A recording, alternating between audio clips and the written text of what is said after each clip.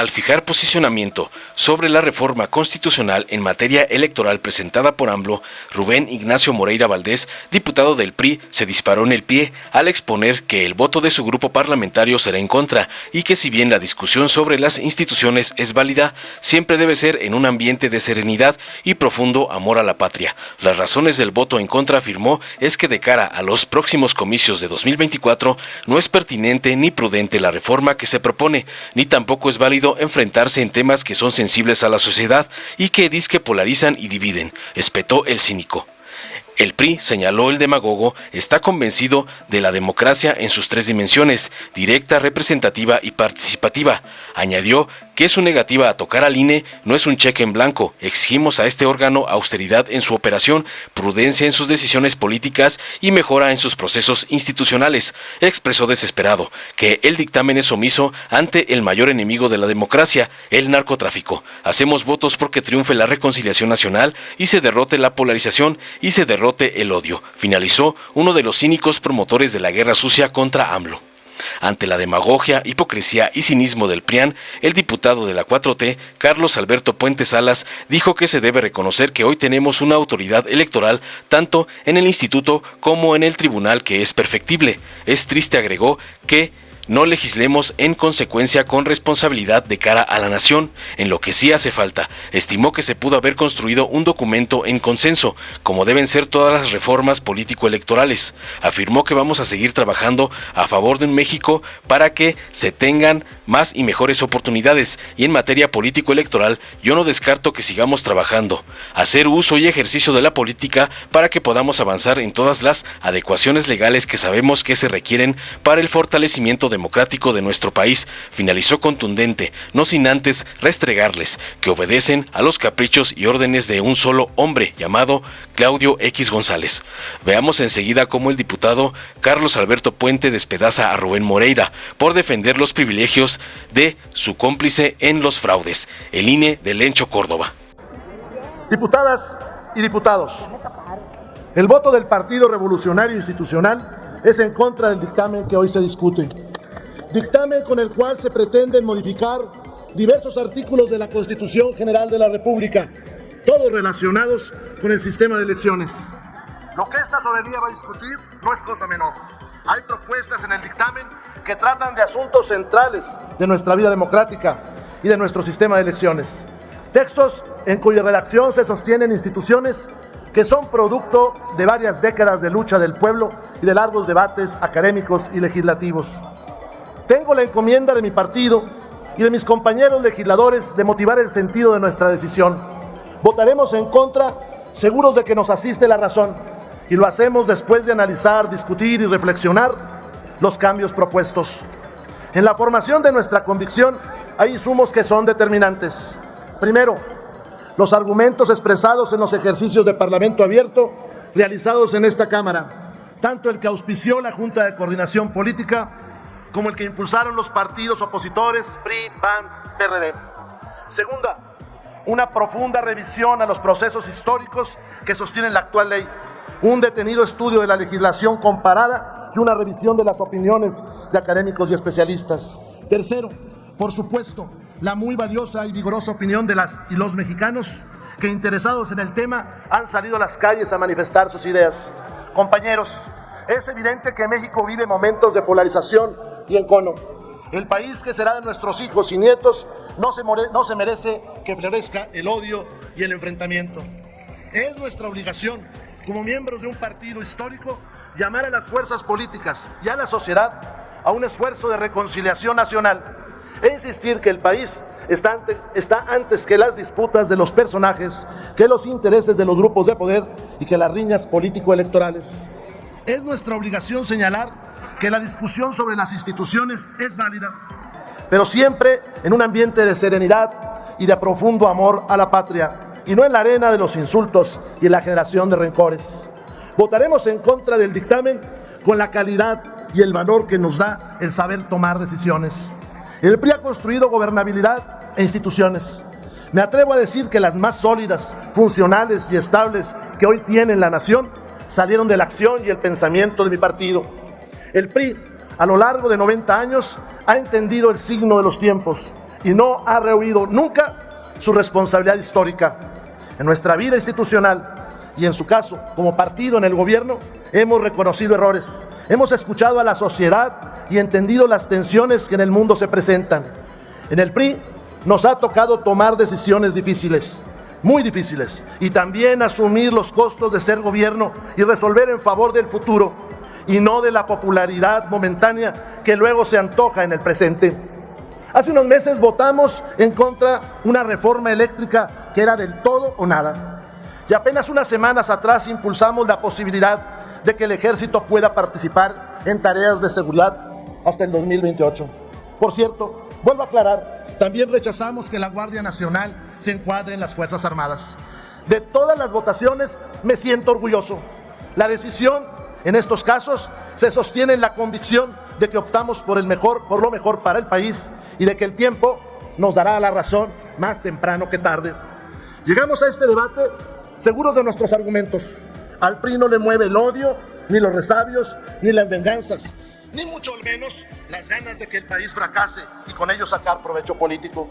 Por el contrario, en cada una de nuestras decisiones está el proyecto de una patria con democracia y justicia social. Compañeras y compañeros, las razones de nuestro voto en contra son 4. 1. Próximos a los comicios del 2024, no es pertinente ni prudente la reforma que se propone. En este momento tampoco es válido enfrentarnos en temas que son sensibles a la sociedad y que polarizan y que dividen. Advertimos que en la propuesta sobre la integración de los órganos electorales, y aquí incluyo a los tribunales, la mayoría pone a debate la tensión entre república y democracia, un dilema peligroso para las minorías y para la salud de la democracia.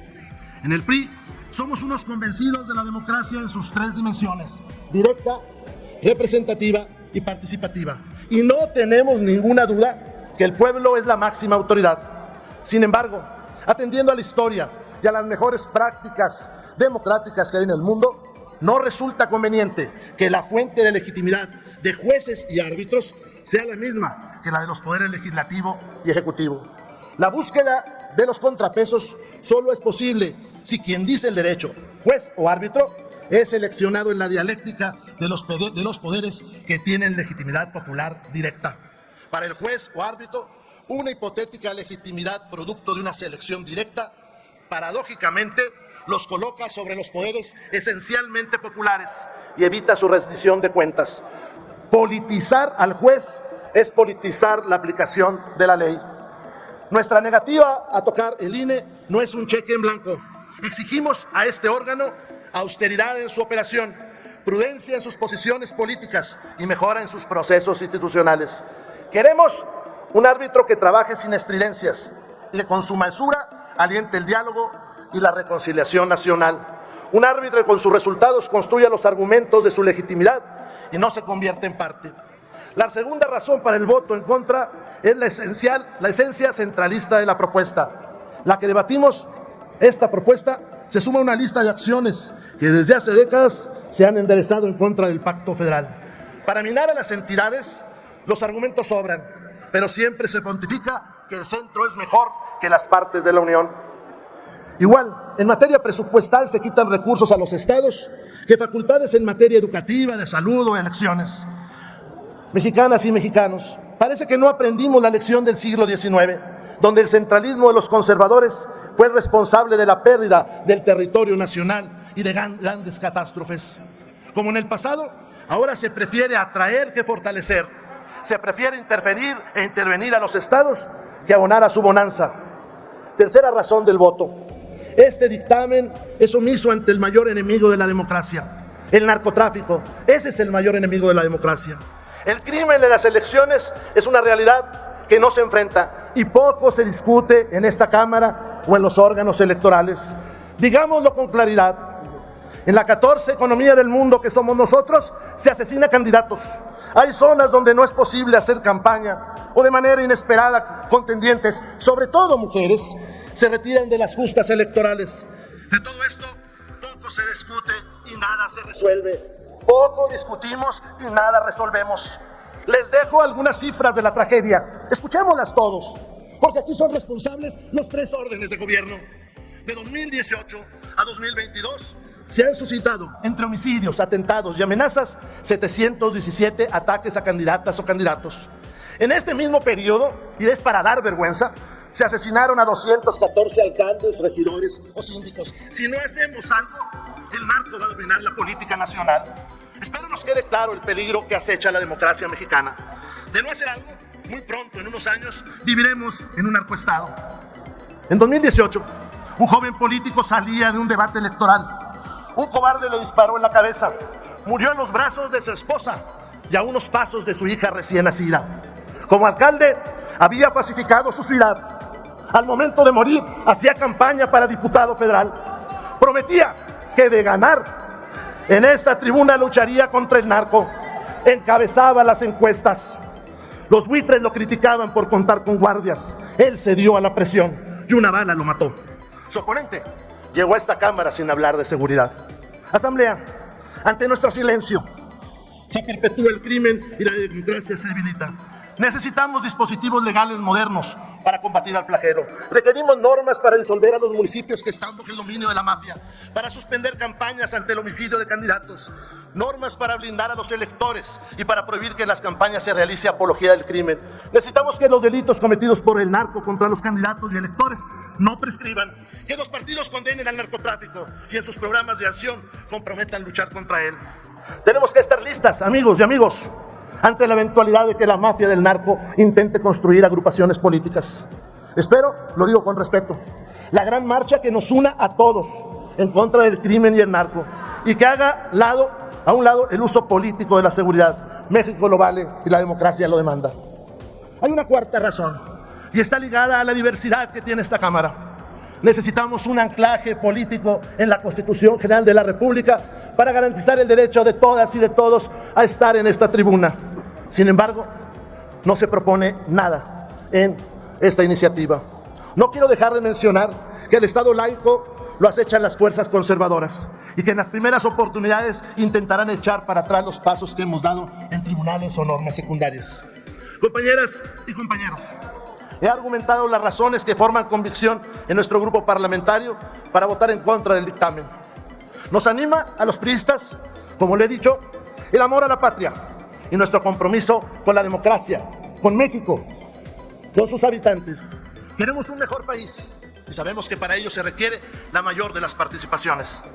Sabemos que el elector se puede desilusionar de su voto por una opción política y por eso debemos garantizar que tenga la posibilidad de rectificar y cambiar de rumbo y que esto suceda dentro del orden constitucional. En el PRI entendemos la labor legislativa como un proceso dialéctico y por ello estamos seguros que de estos debates surgirá en el futuro una síntesis que traducida en ley sea mejor que la actual. Pero esto solo será posible si cuenta con el aval y la conformidad de la mayoría de los mexicanos.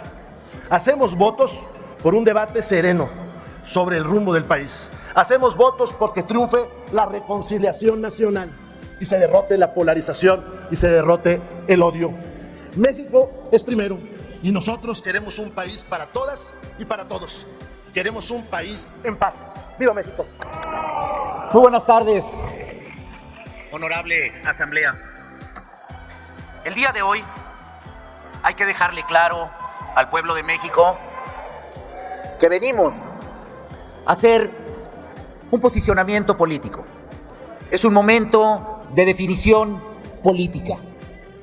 faltan a la verdad aquellos que quieren venir A discutir un proyecto de dictamen, porque esa discusión la cancelaron desde que recibieron la instrucción de su líder, Claudio X Jr., de no votar ninguna reforma político-electoral.